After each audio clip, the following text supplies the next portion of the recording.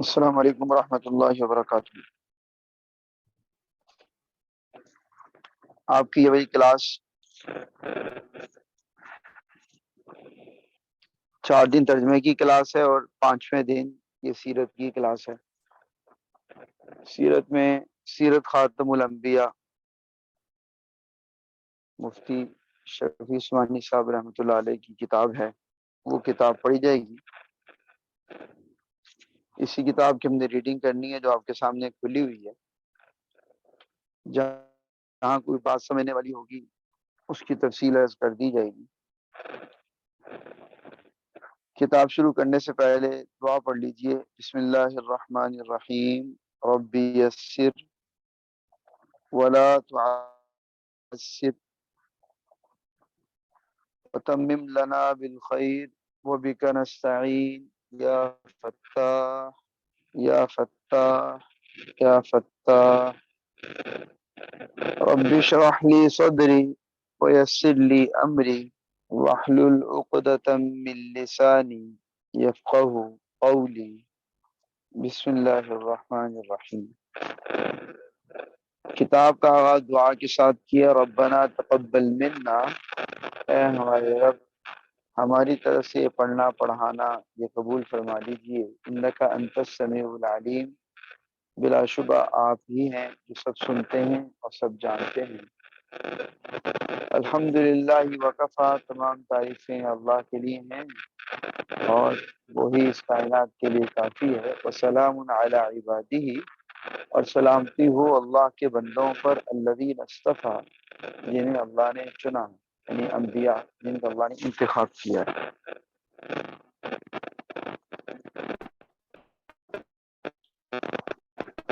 حضرت صلی اللہ علیہ وسلم کا نسب شریف، نبی کریم صلی اللہ علیہ وسلم کا نسب مطہر یعنی پاکیزہ نسب تمام دنیا سے زیادہ شریف اور پاک ہے، اور یہ وہ بات ہے کہ تمام کفار مکہ اور آپ کے دشمن بھی اس سے انکار نہ کر سکے۔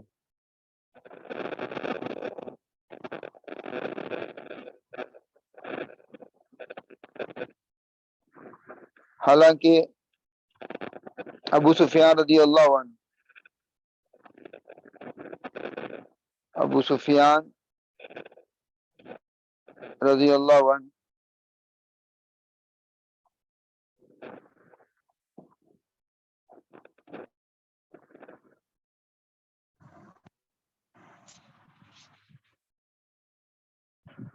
اب دیکھیے اب آواز کلیئر ہے کہ نہیں۔ ابو سفیان رضی اللہ عنہ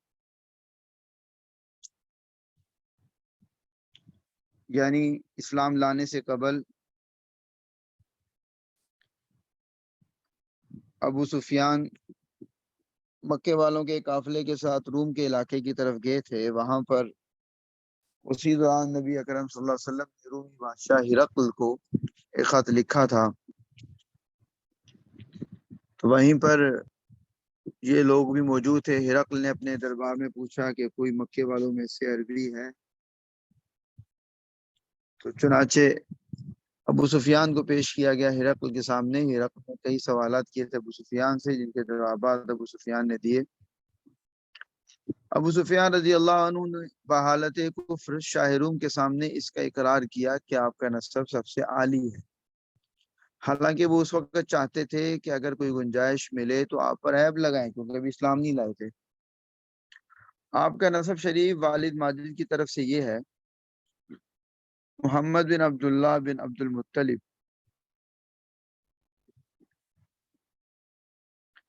بن ہاشم بن عبد مناف بن قصی، قاف کی پیش ہے، صاد کی زبر ہے، بن کلاب بن مرہ بن کعب بن لویج، لویج میں بھی لام کی زبر ہے اور واو کا لام کی پیش ہے، واو کا زبر ہے، لویج بن غالب بن فہد بن مالک بن نضر بن کنانہ بن خزیمہ بن مدرکہ بن الیاس بن مضر بن نزار بن معد، میم کی پیش ہے، عین کی زبر ہے، دال کی شد ہے، بن عدنان۔ نبی اکرم صلی اللہ علیہ وسلم کے نسب کے 2 حصے کیے جاتے ہیں۔ یہ جو پہلے والا حصہ ہے جہاں عدنان تک، یہ ثابت ہے یہاں تک صحیح احادیث سے ثابت ہے، اس سے آگے والا جو حصہ ہے اس کے بارے میں علماء کی رائے یہی ہے کہ وہ ثابت نہیں۔ یہاں تک سلسلہ نسب باجماع امت ثابت ہے، اور یہاں سے آدم علیہ السلام تک اختلاف ہے، اس لیے اس کو ترک کیا جاتا ہے۔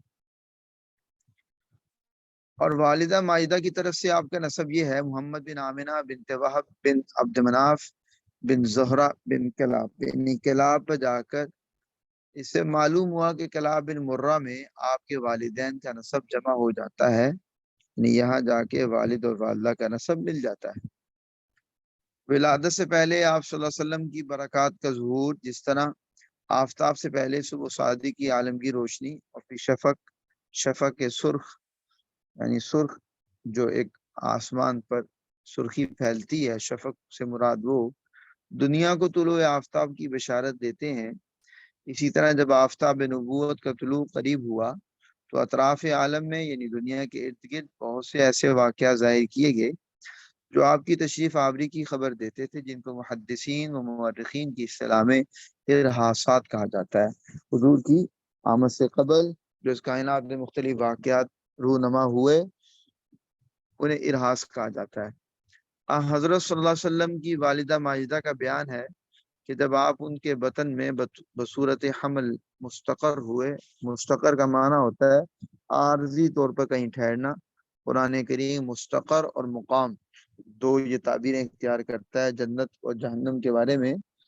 ساعت مستقر و مقامہ، حسنت مستقر و مقامہ، تو مستقر عارضی ٹھکانے کو کہتے ہیں، جیسے بچے کا ماں کے پیٹ میں ٹھکانا ہے۔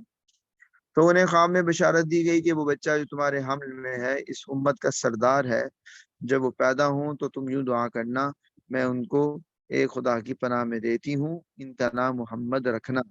سیرت ابن ہشام،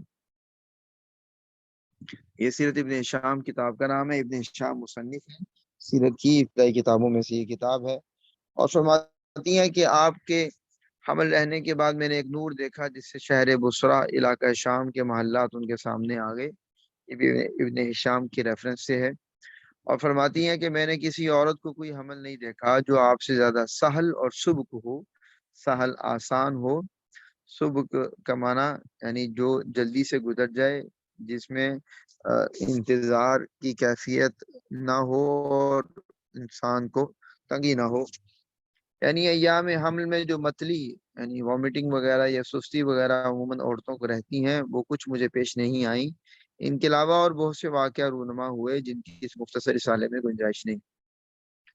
حضرت صلی اللہ علیہ وسلم کی ولادت باسعادت، اس بات پر جمہور کا اتفاق ہے کہ آپ کی ولادت باسعادت ماہ ربیع الاول میں اس سال ہوئی جس میں اصحاب فیل نے بیت اللہ پر حملہ کیا۔ فیل ہاتھی کو کہتے ہیں، اصحاب فیل یعنی ہاتھی والے۔ یہ ابرہہ یمن والے کا لشکر تھا جو ہاتھیوں کے ساتھ کعبے کو ختم کرنے کے لیے آیا تھا، کیونکہ کعبہ اس زمانے کے اندر پورے عرب کے لیے قابل احترام تھا۔ پورے عرب کے لوگ اسلام سے قبل بھی کعبے کی حج کے لیے آیا کرتے تھے، اور جب وہ لوگ آتے تو پھر وہ وہاں پہ تجارت وغیرہ بھی کرتے۔ تو مکہ ایک تجارتی مرکز بھی تھا، ایک ہب بھی تھا۔ تو یمن والوں نے چاہا کہ ان کے کسی علاقے صنعاء وغیرہ کو یہ اسٹیٹس مل جائے، وہاں پر انہوں نے کعبے جیسی ایک عمارت بنائی۔ کسی عربی نے وہاں پہ جا کے گندگی کی جس پر وہ بفرا اور ایک ہاتھیوں کا لشکر لے کر کعبے کو ڈھانے کے لیے آیا، اور خداوند عالم نے ان کو ابابیل یعنی چند حقیر جانوروں پرندوں کی ٹکڑیوں کے ذریعے جو ان کے منہ میں پتھر ہوتے تھے، جنہیں قرآن نے سجیل کہا ہے، مٹی کے وہ کنکر نما پتھر کے ذریعے شکست دی، جس کا اجمالی واقعہ قرآن عزیز میں بھی موجود ہے۔ اور در حقیقت واقعہ فیل بھی حضرت صلی اللہ علیہ وسلم کی ولادت باسعادت کی برکات کا مقدمہ تھا۔ مقدمہ جیسے کتاب کا پریفیس ہوتا ہے، کتاب کے شروع میں ابتدائی بات ہوتی ہے جہاں سے کتاب ابھی شروع نہیں ہوتی، تو یہ گویا نبی اکرم صلی اللہ علیہ وسلم کی آمد سے پہلے کی ایک پیشن گوئی تھی۔ جائے ولادت وہ مکان ہے جو بعد میں حجاج بن یوسف کے بھائی محمد بن یوسف کے ہاتھ آیا تھا، ضمن نے ایک بات لکھی ہے۔ بعض مورخین نے لکھا ہے کہ واقعہ فیل 20 اپریل 517 نہیں بلکہ 571 ہجری عیسوی میں ہوا، جس سے معلوم ہوا کہ عیسوی سن کی ابتدا عیسیٰ کی پیدائش سے مانی جاتی ہے۔ جس سے معلوم ہوا کہ حضرت صلی اللہ علیہ وسلم کی پیدائش عیسیٰ علیہ السلام کی پیدائش سے 571 سال بعد میں ہوئی۔ امام حدیث ابن عساکر بہت پائے کے محدث گزرے ہیں، ان کی کتاب ہے تاریخ دمشق بھی جسے کہا جاتا ہے، تاریخ ابن عساکر بھی کہا جاتا ہے۔ امام حدیث ابن عساکر نے دنیا کی مجمل یعنی جو ان بریف تاریخ اس طرح لکھی ہے کہ حضرت آدم علیہ السلام نوح علیہ السلام کے درمیان 1200 برس کا فاصلہ ہوا۔ حضرت نوح علیہ السلام سے ابراہیم علیہ السلام تک 1142 سال کا، اور ابراہیم علیہ السلام سے موسیٰ علیہ السلام تک 565 برس کا، اور موسیٰ علیہ السلام سے داود علیہ السلام تک 572، داود علیہ السلام سے عیسیٰ علیہ السلام تک 1356، اور عیسیٰ علیہ السلام سے خاتم الانبیاء صلی اللہ علیہ وسلم کے درمیان 600 برس کا فاصلہ گزرا ہے۔ اس حساب سے ہمارے رسول مقبول صلی اللہ علیہ وسلم تک 5020 سال ہوئے، اور آدم علیہ السلام کی عمر مشہور قول کے مطابق 40 کم 1000 سال ہوئی، یعنی 960 سال۔ اس لیے آدم علیہ السلام کی دنیا میں تشریف لانے سے تقریباً 6000 سال بعد، یعنی 7ویں 1000 سال میں حضرت خاتم الانبیاء صلی اللہ علیہ وسلم رونق افروز ہوئے۔ یہ ابن عساکر نے بات لکھی ہے۔ یہ بات چونکہ ایک تاریخی روایت پر مبنی ہے اور تخمینہ ہے، یہ ہم اس میں یہ نہیں کہہ سکتے کہ یہ ایکوریٹ یہی بات ہے۔ الغرض، جس سال اصحاب فیل کا حملہ ہوا اس کے ماہ ربیع الاول کی 12ویں تاریخ، یعنی مختلف تاریخیں، مہینہ 12واں ہی تھا، مہینہ ربیع الاول کا ہی تھا۔ البتہ نیچے آپ کے حاشیے میں یہ بات لکھی ہے 2، 8، 10، 12، یعنی 4 طرح کی تاریخیں مورخین ذکر کرتے ہیں۔ مفتی شفیع صاحب نے ترجیح 12ویں تاریخ کو دی ہے۔ 12ویں تاریخ روز دوشنبہ کا معنی سوموار، پیر، دنیا کی عمر میں ایک نرالا دن ہے کہ آج پیدائش عالم کا مقصد، یعنی اس کائنات کو وجود میں لانے کا مقصد نبی اکرم صلی اللہ علیہ وسلم کی چونکہ بعثت ہے، اس طرف اشارہ ہے۔ لیل و نہار یعنی دن رات کے انقلاب کی اصلی غرض، یعنی جو کائنات اللہ تعالیٰ نے نبی اکرم صلی اللہ علیہ وسلم کی آمد کے ساتھ جوڑی ہے، تو پھر جو اس کائنات میں دن رات آ رہے ہیں وہ ہے وہ آپ علیہ السلام کی آمد کے منتظر۔ آدم اور اولاد آدم کا فخر، کشتی نوح کی حفاظت کا راز، کہ نوح علیہ السلام کی کشتی کو اللہ تعالیٰ نے بحفاظت اہل ایمان کے اس گروہ کو جس طرح مقام تک پہنچایا، اور پھر اس سے آگے نسل انسانی چلی، اور بالآخر چلتے چلتے نبی اکرم صلی اللہ علیہ وسلم کی آمد ہوئی۔ ابراہیم علیہ السلام کی دعا، پہلے پارے میں ابراہیم علیہ السلام کی دعا مذکور ہے، جس میں انہوں نے اسماعیل علیہ السلام کو ساتھ لے کر اللہ سے دعا کی میری نسل سے ایک پیغمبر عطا کر، اور موسیٰ و عیسیٰ کی پیشگوئیاں کا مصداق، یعنی ہمارے آقائے نامدار محمد رسول اللہ صلی اللہ علیہ وسلم رونق افروز عالم ہوتے ہیں۔ ادھر دنیا کے بت کدے میں آفتاب نبوت کا ظہور ہوتا ہے، ادھر ملک فارس کے کسرا کے محل میں فارس اور روم، یہ 2 بڑی طاقتیں تھیں۔ فارس کے بادشاہ کو کسرا کہا جاتا تھا، روم کے بادشاہ کو قیصر، اسی طرح یمن کے بادشاہ کو تبع، تے بے اور عین، اور جیسے مصر کے بادشاہ کو فرعون کہا جاتا تھا، یہ ان کے بادشاہ کا لقب ہوتا تھا۔ اسے یوں سمجھ لیے جیسے ہم ملک کے سربراہ کو صدر یا وزیر اعظم کہتے ہیں، تو وہ اپنے ملک کے بادشاہ کو یہ کہا کرتے تھے، نام اور ہوتا تھا بادشاہ کا۔ تو ادھر ملک فارس کے کسرا کے محل میں زلزلہ آتا ہے جس سے اس کے 14 کنگرے گر جاتے ہیں۔ بحیرہ ساوا جو ملک فارس کا ایک دریا دفعتاً یعنی اچانک خشک ہو جاتا ہے۔ فارس کی آتش کدے کی وہ آگ جو 1000 سال سے کبھی نہ بجھی، یعنی فارس کے آتش کدے کی، فارس والے آگ کی پوجا کرتے تھے، تو وہاں پر آگ مسلسل جلی رہتی تھی ان کے آتش کدے میں، تو 1000 سال سے وہ آگ نہ بجھی تھی، وہ خود بخود سرد ہو جاتی ہے، یعنی بجھ جاتی ہے، ٹھنڈی ہو جاتی ہے، اور یہ آپ علیہ السلام کی آمد کی ایک پیشن گوئی تھی، اور یہ در حقیقت آتش پرستی اور ہر گمراہی کے خاتمے کا اعلان اور فارس و روم کی سلطنتوں کے زوال کی طرف اشارہ ہے۔ صحیح حدیث میں ہے کہ ولادت کے وقت آپ صلی اللہ علیہ وسلم کی والدہ ماجدہ کے بطن سے ایک ایسا نور ظاہر ہوا کہ جس سے مشرق و مغرب روشن ہو گئے۔ اور بعض روایات میں ہے کہ آپ زمین پر جلوہ افروز ہوئے تو دونوں ہاتھوں پر سہارے دیے ہوئے تھے، جو آپ نے خاک کی مٹھی بھری اور آسمان کی طرف دیکھا، یعنی زمین سے ایک مٹھی اٹھائی اور آسمان کی طرف دیکھا۔ وہ آپ کا معجزہ تھا۔ عیسیٰ علیہ السلام کا معجزہ یہ تھا کہ وہ بچپن میں بالکل ماں کی گود میں تھے تو بول اٹھے انی عبداللہ آتانی الکتاب وجعلنی نبیہ۔ نبی اکرم صلی اللہ علیہ وسلم کا معجزہ یہ تھا کہ آپ نے پیدا ہوتے ہی زمین سے مٹی کی ایک مٹھی بھری اور آسمان کی طرف دیکھا۔ آپ کے والد ماجد کی وفات۔ حضرت صلی اللہ علیہ وسلم ابھی تک پیدا نہیں ہوئے تھے کہ آپ کے والد ماجد عبداللہ کو ان کے والد عبد المطلب نے حکم کیا کہ مدینہ طیبہ سے کھجوریں لائیں۔ حضرت عبداللہ کا سسرالی خاندان مدینہ میں تھا تو انہیں حکم دیا کہ مدینہ سے کھجوریں لائیں، کیونکہ مکہ چٹیل علاقہ تھا، وہاں پہ پیداوار نہیں تھی۔ عبداللہ آپ کو بصورت حمل چھوڑ کر مدینہ چلے گئے، اتفاقاً وہیں ان کی وفات ہو گئی۔ یہ اللہ کی طرف سے ایک فیصلہ تھا، تو وہاں پر ان کی وفات ہو گئی اور والد کا سایہ پیدائش سے پہلے ہی سر سے اٹھ گیا۔ زمانے رضاعت۔ رضاعت کا معنی ہوتا ہے دودھ پینے کا زمانہ، اور زمانے طفولیت، طفولیت یعنی بچپن۔ سب سے پہلے حضرت صلی اللہ علیہ وسلم کو آپ کی والدہ ماجدہ نے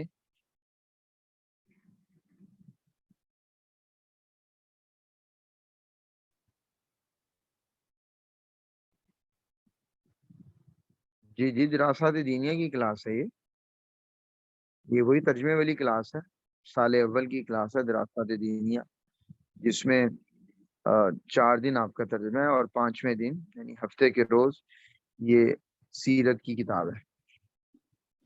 سب سے پہلے حضرت صلی اللہ علیہ وسلم، اصل میں 2 کلاسیں آپ کی پیرالل چلتی ہیں، دونوں کلاسوں میں سلیبس کی کوشش کی جاتی ہے کہ وہ ساتھ ساتھ رہے۔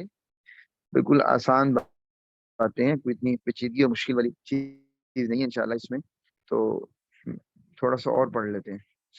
سب سے پہلے حضرت صلی اللہ علیہ وسلم کو آپ کی والدہ ماجدہ نے اور چند روز کے بعد ابو لہب کی کنیز نے دودھ پلایا۔ سویبہ نام ہے یہ، ہم عام طور پہ اس کو صوبیہ پڑھ لیتے ہیں، سویبہ سے واو یہ اور بے، سویبہ۔ اس کے بعد یہ دولت خدا داد حلیمہ سعدیہ کو نصیب ہوئی، یعنی اللہ کی طرف سے یہ نعمت حلیمہ کو نصیب ہوئی کہ انہوں نے آپ صلی اللہ علیہ وسلم کو دودھ پلایا۔ شرفائے عرب کی ایک عام عادت تھی، یعنی شرفائے عرب جو عرب کی ایلیٹ کلاس تھی، ان کی عادت تھی کہ بچوں کو دودھ پلانے کے لیے گرد و جوار کے دیہات میں بھیج دیتے تھے، جوار ارد گرد پڑوس، جن سے بچوں کی جسمانی صحت بھی اچھی ہو جاتی تھی اور وہ خالص عربی بھی سیکھ جاتے تھے، کیونکہ مکہ شہر تھا اور شہر میں عرب کے پورے علاقے سے مختلف علاقوں سے لوگ آتے تھے، ہر علاقے کی عربی میں فرق ہوتا تھا، تو دیہاتی ماحول میں چونکہ لوگوں کا اتنا ملاپ نہیں تھا دور دراز سے آنے والوں کا، جس کی وجہ سے وہاں کی زبان خالص رہتی تھی، تو ابتدائی سالوں میں بچے کو وہاں بھیج دیا جاتا تھا تاکہ وہ زبان کا خالص پن، اس کا خالص تلفظ، ادائیگی، الفاظ کا استعمال وہ سیکھے۔ پھر جب وہ شہری ماحول میں آئے تو اس کی اٹھان الفاظ کے اعتبار سے، گرامر کے اعتبار سے، زبان دانی کے اعتبار سے ٹھیک ہو، وہ نئے ماحول میں آ کر ایڈجسٹ ہو سکے، اس معنی میں کہ اس کو فرق محسوس ہوتا رہے کہ میری زبان کے الفاظ کی ادائیگی ایسی ہے، جیسے ہم آج بھی دیکھتے ہیں کہ بچپن کہیں گزرا ہو کسی خاص ماحول میں، مثلا یہی پوٹوہاری پنجابی کے ماحول میں بچپن گزرا ہو، پھر چاہے ساری زندگی لاہور میں آ کے گزر جائے، اس زبان کے اندر الفاظ کے تلفظ میں وہ والی تاثیر ضرور ہوتی ہے۔ تو خالص عربی بھی سیکھ جاتے تھے، اسی لیے گاؤں کی عورتیں اکثر شہروں میں شیر خوار، شیر دودھ کو کہتے ہیں، شیر خوار دودھ پینے والے بچے لینے کے لیے جایا کرتی تھی۔ حضرت حلیمہ سعدیہ کا بیان ہے کہ میں طائف سے بنی سعد ان کا قبیلہ تھا، بنی سعد کی عورتوں کے ہمراہ دودھ پینے والے بچوں کی تلاش میں مکہ کو چلی۔ اس سال قحط تھا، میری گود میں ایک بچہ تھا، مگر فقر و فاقے کی وجہ سے اتنا دودھ نہ تھا جس کو کافی ہو سکے۔ رات بھر وہ بھوک سے تڑپتا تھا اور ہم اس کی وجہ سے بیٹھ کر رات گزارتے تھے۔ ایک اونٹنی بھی ہمارے پاس تھی مگر اس کے پاس بھی دودھ نہ تھا۔ مکہ کے سفر میں جس دراز گوش پر، دراز گوش کا معنی لمبے کانوں والا یعنی خچر وغیرہ، پر سوار تھی، وہ بھی اس قدر لاغر تھا کہ سب کے ساتھ نہ چل سکتا تھا، ہمراہی بھی اس سے تنگ آ رہے تھے، یعنی جو 7 لوگ تھے۔ بالآخر مشکل سے سفر طے ہوا، مکہ پہنچے تو رسول اللہ صلی اللہ علیہ وسلم کو جو عورت دیکھتی تھی اور یہ سنتی کہ آپ یتیم ہیں تو کوئی قبول نہ کرتی، کیونکہ زیادہ انعام اور اکرام کی توقع نہ تھی۔ ادھر حلیمہ کی قسمت کا ستارہ چمک رہا تھا، ان کے دودھ کی کمی ان کے لیے رحمت بن گئی، کیونکہ دودھ کم دے کر کسی نے ان کو اپنا بچہ دینا گوارا نہ کیا۔ حلیمہ فرماتی ہیں کہ میں نے اپنے شوہر سے کہا کہ یہ تو اچھا نہیں معلوم ہوتا کہ خالی ہاتھ واپس ہوں، خالی سے بہتر ہے کہ اس یتیم کو لے چلوں۔ شوہر نے منظور کیا اور اس در یتیم کو لے آئیں، در کا معنی موتی، جس سے آمینہ اور حلیمہ کے گھر نہیں بلکہ مشرق و مغرب میں اجالا ہونے والا تھا۔ خدا کا فضل تھا کہ حلیمہ کی قسمت جاگی اور سرور کائنات صلی اللہ علیہ وسلم ان کی گود میں آگے فرودگاہ پہ لا کر، یعنی اس جگہ پہ لا کر جہاں پر گاہ پہ لا کر دودھ پلانے بیٹھی تو برکات کا ظہور شروع ہو گیا۔ اس قدر دودھ اترا کہ آپ نے بھی اور آپ کے رضائی بھائی نے بھی خوب سیر ہو کر پیا اور آرام سے سو گئے۔ ادھر اونٹنی کو دیکھا تو اس کے تھن دودھ سے لبریز سے میرے شوہر نے اس کا دودھ نکالا اور ہم سب نے سیر ہو کر پیا اور رات بھر آرام سے گزاری۔ مدتوں بعد یہ پہلی رات تھی کہ ہم اطمینان کے ساتھ نیند بھر کر سوئے۔ اب تو میرا شوہر بھی کہنے لگا کہ حلیمہ تم تو بڑا ہی مبارک بچہ لائی ہو۔ میں نے کہا کہ مجھے بھی یہی توقع ہے کہ یہ نہایت مبارک لڑکا ہے۔ اس کے بعد ہم مکہ سے روانہ ہوئے، میں آپ کو گود میں لے کر اسی دراز گوش پر سوار ہوئی، مگر اس مرتبہ خدا کی قدرت کا یہ تماشا دیکھتی ہوں کہ اب وہ اتنا تیز چلتا ہے کہ کسی کی سواری اس کی گرد کو نہیں پہنچتی، یعنی جب جانور چلتا ہے تو گرد اڑتی ہے، دھول اڑتی ہے، تو ایک تعبیر اختیار کی جاتی ہے کہ جانور کی گرد کو کوئی نہیں پہنچا، یعنی اس سے بہت آگے وہ سواری نکل گئی۔ میری ہمراہی عورتیں تعجب سے کہنے لگیں کہ یہ وہی ہے جس پر تم آئی تھی۔ الغرض راستہ قطع ہوا، یعنی راستہ طے ہوا۔ ہم گھر پہنچے، وہاں سخت قحط پڑا ہوا تھا، تمام دودھ کے جانور دودھ سے خالی تھے، لیکن میرا گھر میں داخل ہونا تھا اور میری بکریوں کا دودھ سے بھرنا۔ اب روز میری بکریاں دودھ سے بھری آتی ہیں، کسی کو ایک قطرہ بھی نہیں ملتا۔ میری قوم کے لوگوں نے اپنے چرواہوں سے کہا کہ تم بھی اپنے جانور اسی جگہ چراؤ جہاں حلیمہ کی بکریاں چرتی ہیں، مگر وہاں تو چراگاہ اور جنگل کی خصوصیت نہ تھی بلکہ کسی اور ہی لال کی خاطر، یعنی موتی کی خاطر منظور تھی۔ اس کو وہ لوگ کہاں سے لاتے؟ چنانچہ ایک ہی جگہ چڑھنے کے بعد بھی ان کے جانور دودھ سے خالی اور میری بکریاں بھری ہوئی آتی تھیں۔ اسی طرح ہم برابر آپ کی برکات کا مشاہدہ کرتے رہے، یہاں تک کہ 2 سال پورے ہو گئے اور میں نے آپ کا دودھ چھڑا دیا۔ یہاں تک ہم رکھتے ہیں انشاءاللہ، اور اب سوموار کے روز ہماری ترجمے کی کلاس ہوگی، اور پھر آئندہ جب ہفتے کا دن آئے گا اس دن انشاءاللہ سیرت کی کلاس ہوگی۔ السلام علیکم ورحمۃ اللہ وبرکاتہ۔